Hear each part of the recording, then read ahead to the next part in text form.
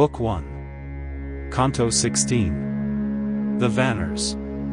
When Vishnu thus had gone on earth, from the great king to take his birth, the self-existent Lord of all addressed the gods who heard his call, for Vishnu's sake, the strong and true, who seeks the good of all of you, make helps, in war to lend him aid, in forms that change at will, arrayed, of wizard skill and hero might, outstrippers of the wind in flight, skilled in the arts of counsel, wise, and Vishnu's peers in bold emprise, with heavenly arts and prudence fraught, by no devices to be caught, skilled in all weapons lore and use as they who drink the immortal juice. And let the nymphs supreme in grace, and maidens of the minstrel race, monkeys and snakes, and those who rove free spirits of the hill and grove, and wandering daughters of the air, in monkey form brave children bear. So erst the Lord of bears I shaped, born from my mouth as wide I gaped.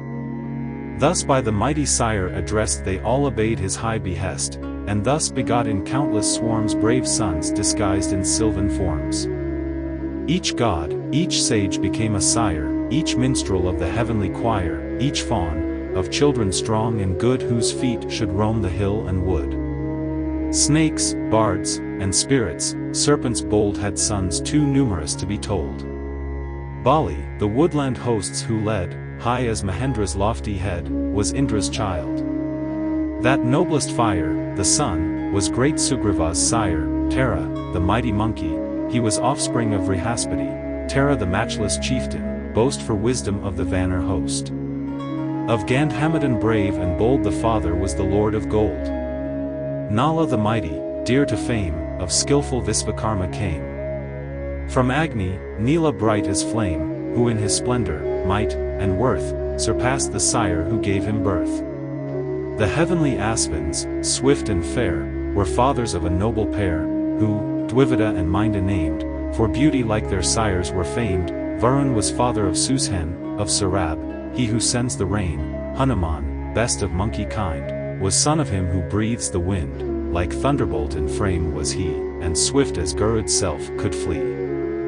These thousands did the gods create endowed with might that none could mate, in monkey forms that changed at will, so strong their wish the fiend to kill.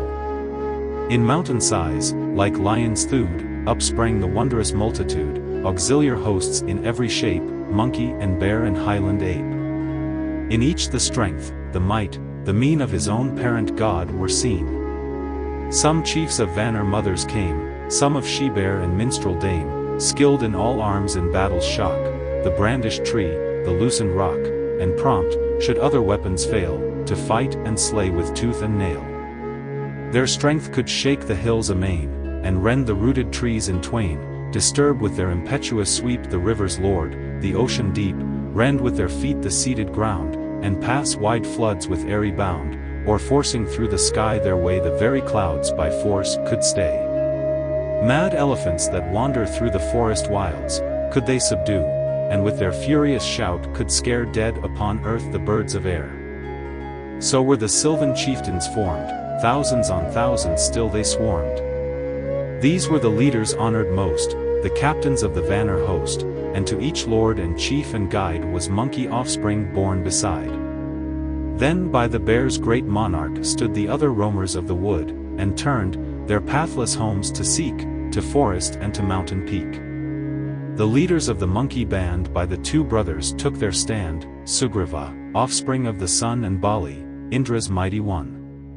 They both endowed with Garud's might, and skilled in all the arts of fight, wandered in arms the forest through, and lions, snakes, and tigers, slew.